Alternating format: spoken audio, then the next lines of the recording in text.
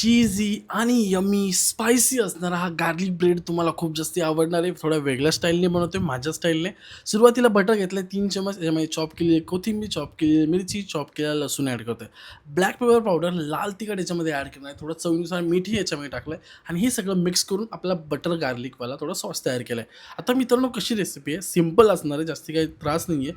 इथे 2 स्लाईस घेतलेत ब्रेडच्या, त्याच्यावरती आपण ॲड करतोय हा गार्लिक बटर. आता मित्रांनो, हा वरची बाजू असणार आहे. आतल्या बाजूला फक्त आपण प्लेन चीज टाकणार आहे, चीज स्लाइस टाकणार आहोत. पण हा थोडा स्पायसी आहे. तुम्हाला जर लहान मुलांना वगैरे द्यायचा असेल, तर याच्यामधलं थोडी मिरची आणि लाल तिखट तुम्ही काढू शकता. नाहीतर मग तुम्ही मोठे आहात, तुम्ही आहाहा! काय खाणार आहात तुम्ही, एन्जॉय करणार आहात पावसाळ्यामध्ये.